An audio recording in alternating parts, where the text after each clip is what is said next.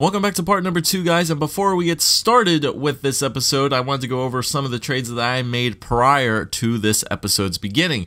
As I mentioned in episode number 1, we were left a ton of assets from the Arizona Coyotes and Tucson Roadrunners, so I went scourging through the rest of the NHL and picking up all the extra 7th round players that I could find on certain NHL teams. So first up, we picked up Victor Olofsson from the Buffalo Sabres. We ended up giving Westerland, Hoffenmeyer, and Cam Dineen for Olofsson, so he is now a part of our team.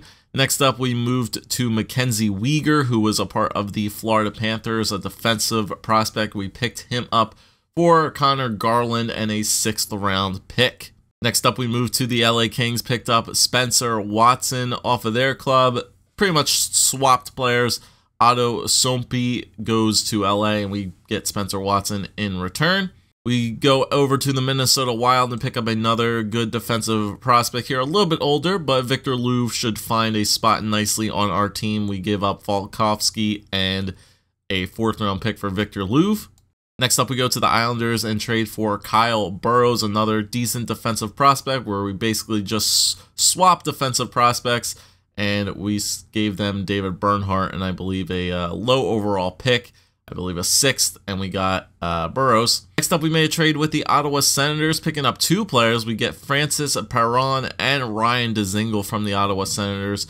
So we grab both of those guys, and we also pick up Andreas Janssen from the Toronto Maple Leafs for Ryan McInnes. We also go to the Washington Capitals and pick up another fairly decent NHL caliber defenseman in Christian Juice for Jans Luke and a 3rd round pick. And then finally, if not the biggest player we went out and got, we got Andre Kase from the Anaheim Ducks. A very, very big trade there, giving up a lot of assets. Schnarr, Quenneville, Entwistle, and a 3rd round pick, all to get Andre Kase on our team. So he is now going to be our pretty much first line right winger for at least a couple of years. And then we also picked up 2 more goaltenders, getting Anton Forsberg from the Chicago Blackhawks and Garrett Sparks from the Toronto Marlies. I went out and picked up a couple extra guys, but you'll have to wait till the episode begins to see who we got.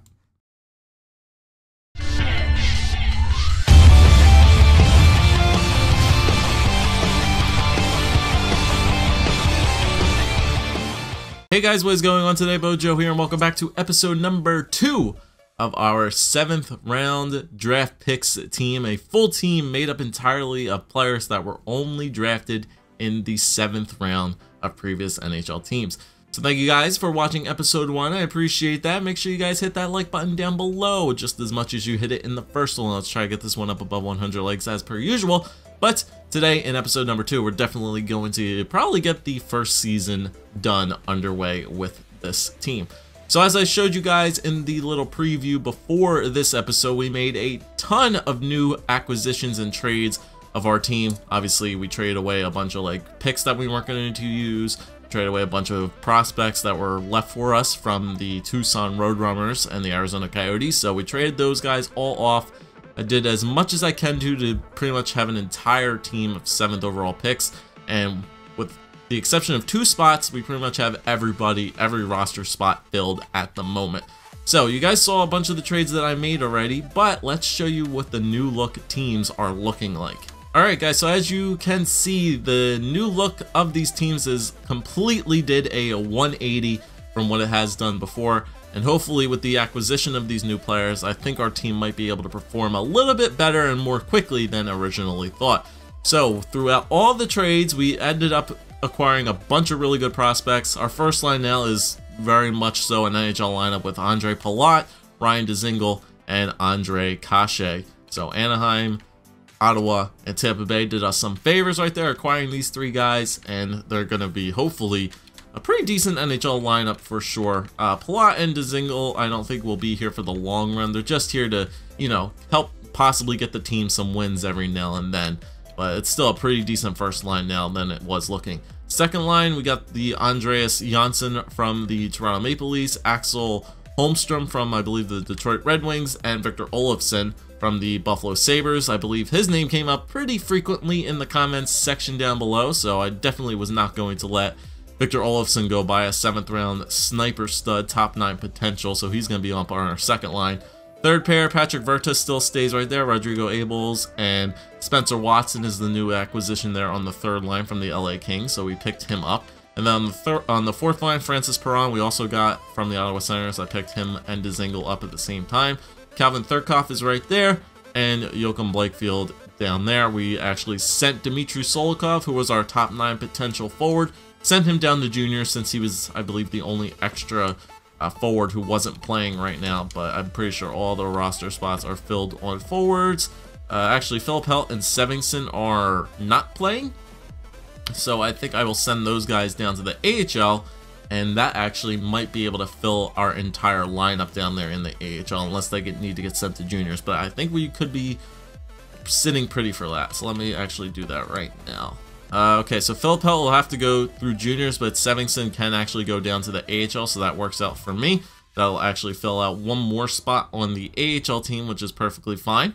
Okay, so now that we have done that, let's check out the defense now of this team. It's looking a lot better as well. We got 2 NHL defensemen now of our team. We still have Marcus Nutavaro, but we also picked up Christian Juice from the Washington Capitals, so he's going to be joining up on the top line. Victor Louvre and Mackenzie Weger, we picked both of those guys up. Matt Roy is still there, and Kyle Burrows is now on the team as well. I forget where we picked him up from, the New York Islanders. That's where we got him from, and that's what the defense is looking like. And then the goaltending has changed a little bit as well. We now have Anton Forsberg as our starter and Garrett Sparks as our backup. I think Garrett Sparks probably had one of the better prospect goalie potentials for a 7th round pick in this game, so I definitely wanted to pick him up. Now we have a 76 and a 73 on our team. I ended up sending Dylan Ferguson down to the AHL, or down back to juniors, so he'll play for the juniors in for this entire first year, or the couple years that we need him. Okay, so now with our AHL lineup all configured, every spot is filled except for one spot. That is Lane Peterson right here. I could not move him. I am already at the 50 cap limit, and I don't really want to trade off anybody else. So for right now, I'm going to throw him onto the 4th line, so he might not progress all too much, but that's a spot we'll have to fill next year, hopefully with those the draft picks that we end up picking and the guys who we end up signing. Hopefully one of those guys will end up taking Lane Peterson's spot, so we don't have to worry about that. But other than that, he's the only person who's not a 7th round pick who is on our squad. Technically, he was undrafted, so I mean, that helps out a bit, but he's not going to be someone we're going to be using going forward. But everybody else in the team is good to go now. So the AHL lineup is looking like Matteo Gennaro, Tyler Soy, and Nikita Korostelov on line number 1. John Dahlstrom, who we signed from free agency. Steven Lorenz still there. And then Ty Ronning we picked up from free agency as well. Philip Sevingson, Brett McKenzie, and Christian Roykast Markmanson. And then obviously Lane Peterson, Vasily Glotov, and Eric Wally Walterholm right there on offense. Defensively, actually I need to switch these guys out defensively. Give me 1 second. So we'll have Niku and Reed Kopp, Hansen and Bruce, Borman, and Tate Olson there on defense. And then the goaltenders should be, actually it should be Langhammer and Juvenin as our 2 AHL goaltenders right there. So there we go, 66 and 64 for the AHL. Not great tendies, but those are the guys that are going to be starting. That's our AHL lineup. That's our NHL lineup. And we are ready to get simulating with this team. We're actually not doing too bad in the for the preseason right now. We're actually leading the Pacific Division 3-1 with 6 points on the year. Andre Palat pulling that team weight right now with 5 points. But you know what? Let's get to the calendar. Let's start simulating through the regular season. Once again, I don't expect this team to really have a fantastic regular season, but we'll take it all the way through the first couple of months here. We'll get ourselves all the way up to the All-Star game, which probably is like right around January here, probably during this like long break. Yeah, pretty much around here. So we'll go to the end of January and we'll see how good the team does perform until then. Okay guys, so we have made it to the end of January here with our team, and honestly, they're doing a lot better than I thought they were going to do. They've done a lot better than that 36 overall franchise team, to say the least. There are 12 wins ahead of those guys. 12, 32, and 6. That's, you know, that's pretty damn good for the team that we're running, especially depth-wise. We're only 17 points out of the next to last team, which is the San Jose Sharks, but they're doing pretty good, to say the least. Obviously, we're the last place in the NHL, only 14 points behind Ottawa, Toronto, and what was it, Ottawa, Toronto, and Dallas for last place in the NHL. So Andre Palat leading the way, 37 points in 50 games. Kase right there behind him with 34 points, 20 goals on the year for Kase, so that's pretty good to see that he's looking to be a pure type of sniper that we need on the squad. Dzingel has 30. Victor Olofsson has 24 points. He's already up to a 70 overall, which is good to see. Holmstrom has 24. Janssen has 17. Andreas Johnson. Is it Janssen or Johnson? Maple Leafs fans, let me know. I've heard Janssen and I've heard Johnson, so somebody let me know. Spencer Watson has 13. Patrick Berta has 13. Abels 7. Blakefield 7. Perron 6. And Thurkoff with 4. For defense, we have Victor Louvre with 9. Mackenzie Weger with 8. Jews and Nutavara both have 7 apiece. Roy with 4 and Burrows with 3. And then for the tendies, we got Anton Forsberg, who is 10, 24, and 5. Garrett Sparks is 2, 8, and 1. Forsberg does have 1 shutout on the year. Save percentage .911, .892 for Sparks, not the greatest. Goals against averages roughly around 3 and 4. And that is looking right now. Anton Forsberg does have 1 point on the year so far, which is not too terrible. So that's what the NHL team looks like. The NHL team is doing a lot better than the AHL team. AHL team is kind of struggling, as you guys will see here in a minute. They are 9-34 and 6, but the good news is Ty Ronning is actually leading our team right now. He has 20 goals on the year, 35 points in 50 games. So roughly AHL and NHL points might be hovering around the same kind of point totals, which is going to be nice to see. So, with that being said, let's get done this season and move on to the off season and prep ourselves for the draft, so then you guys can help me decide what we do at the NHL draft. So let's get to the end of the season. Okay guys, so we have made it to the end of the season, and first off I should start by saying our records are pretty interesting. Look at our NHL record, 18, 55, and 9 for 45 points is what we ended the year off, 30 behind pretty much the last place team. But let's look at our AHL record. Remember, 18, 55, and 9, our AHL record, 17, 55, and 10. Very similar records for both our NHL and AHL lineups, so that's pretty interesting to see. So obviously we ended up last place. Hopefully we may end up winning the lottery or not. Kind of really doesn't matter at this point. But Andre Palat led our team with 57 points on the year, which is nice. So let's take a look at the point totals from both our NHL team and our AHL team to wrap up pretty much this first episode, as we'll simulate all the way up to the draft, and then you guys can help me decide. But Andre Palat led our team with 57 points. Andre Kase right there behind him, 51 as well. Almost got to 30 goals on the year, which is pretty nice, 28. So good for him. 54 points for Dzingel, 34 for Olofsson, 31 for Holmstrom. I believe he's up to a 68 now, which is good. Johnson or Janssen got 30. Verta with 17. Spencer Watson with 14. Christian Juice had 14 points. Weger, here are all the defensemen, Nutavara and Louvre getting their points. Abels, 10. Perron with 8. Blakefield with 8. Roy, Thurkoff, 7, 6. And Burrows ended up with 5. And then for the goaltenders, Anton Forsberg finished the year playing 70 games, 15, 44, and 8. Garrett Sparks, 3, 11, and 1. 1 shutout for Forsberg. Had a save percentage over .9, which is good. .889 for Garrett Sparks. Not the greatest goals against that save percentage for him. Goals against averages, 3.34 for Forsberg, 3.86 for Garrett Sparks, and he still had that 1 assisted Forsberg on the year. So not bad for the team for sure. We knew it was going to be a struggle, but they still got a decent amount of points as for sure. And if we go to the AHL and take a look at our team, Tyler Soy ended up getting past Ty Ronning for the point lead. 51 points for him, 23 goals, 28 assists. Ty Ronning, very reminiscent of what Andre Kase did for our team. 49 points for him, 26 goals. He was leading goal scorer. Korostov had 34, Lorentz 33, Pedersen, obviously it doesn't matter by him. Sevingson with 20, Gennaro with 17, Roycast Martinson with 14, Dahlstrom with 13, Glotov 12, Ollie Walterholm with 9, and Brett McKenzie had 8. On the defensive side of things, Hansen, Borman, and Bruce all had 21 points. Tate Olson had 20, Rekops and Niku both finished with 16 each. And then the goaltenders, Langhammer, 13, 36, and 10, Jovanin, 4, 19, and 0. Both of them both had save percentages above .9, which is good. Goals against averages roughly hovering around 3.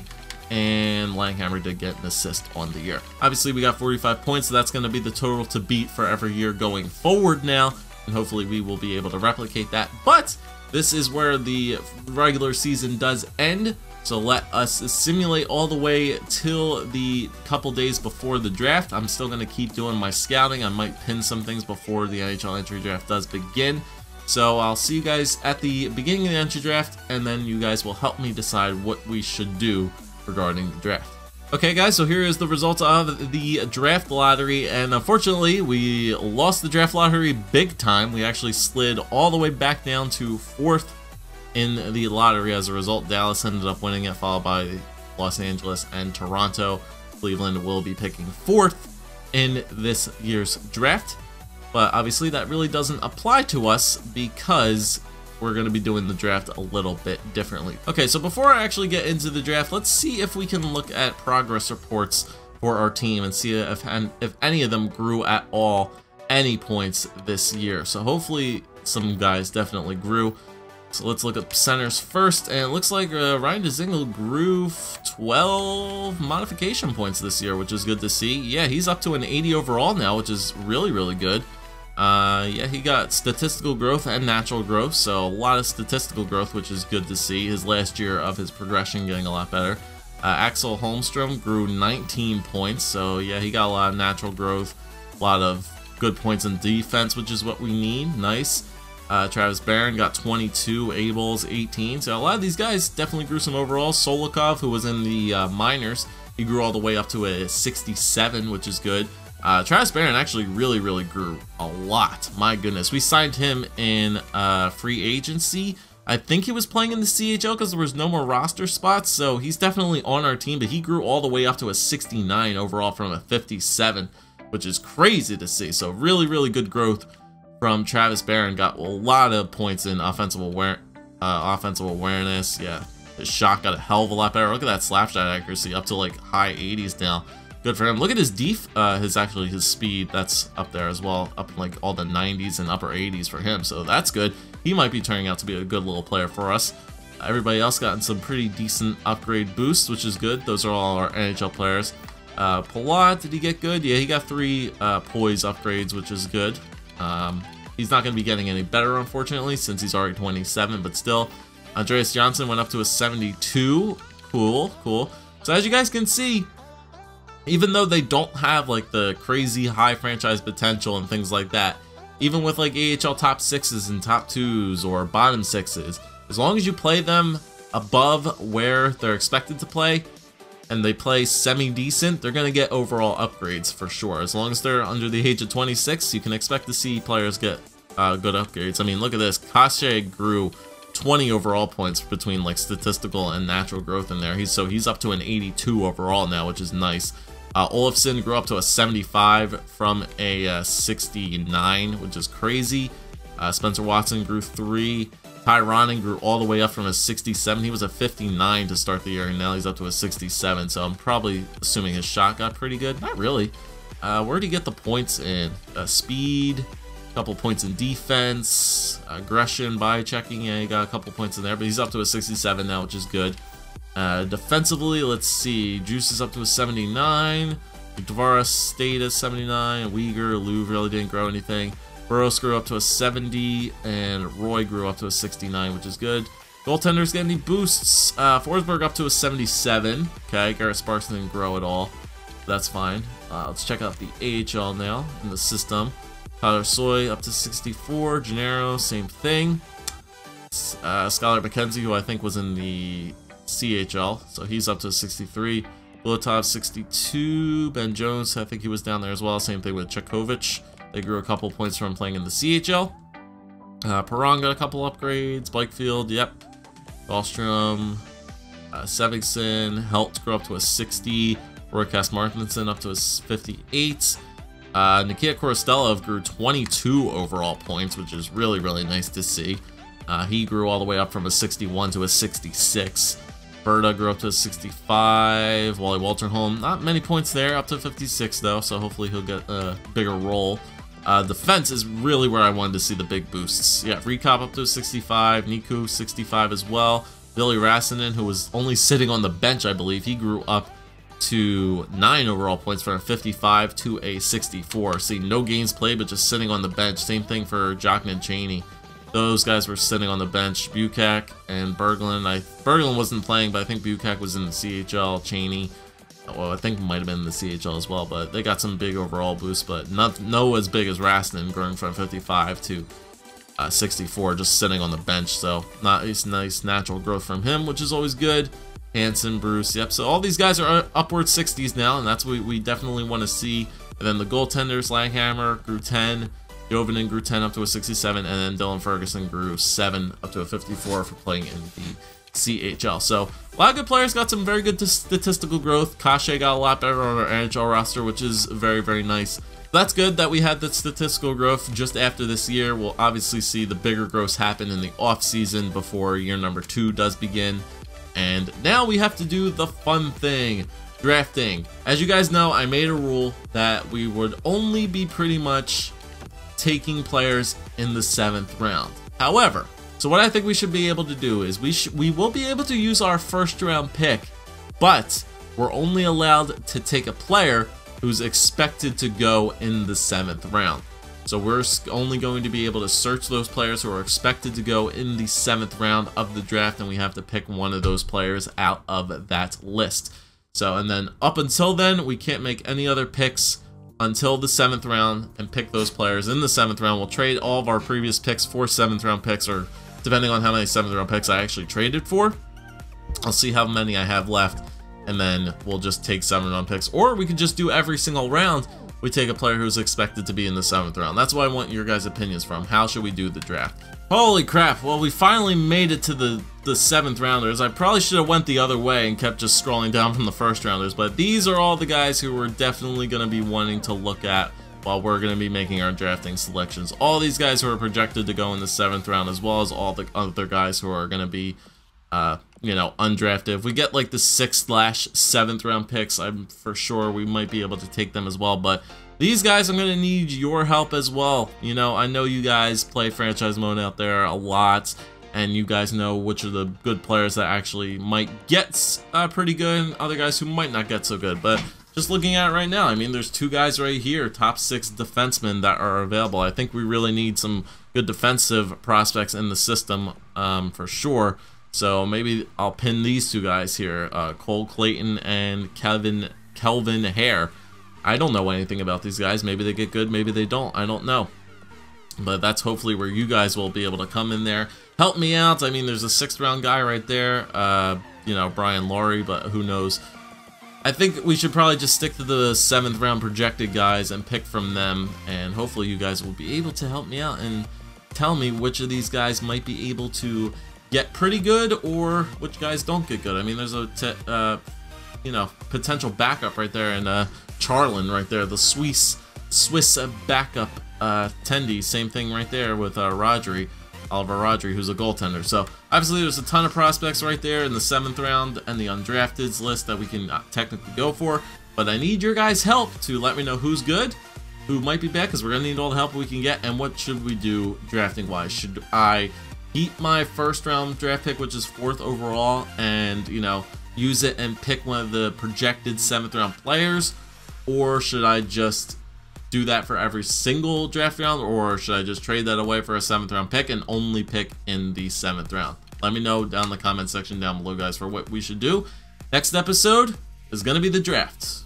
Probably a whole episode dedicated to the draft in the off season, and then taking a look at our player overalls. And hopefully that should be pretty fun to do. So 1st season is in the books. We saw a couple of our players getting upgrades, and you know what? I think this team is definitely on the right track. So thank you guys for watching. If you did enjoy, make sure you leave a like, comment, and subscribe as always.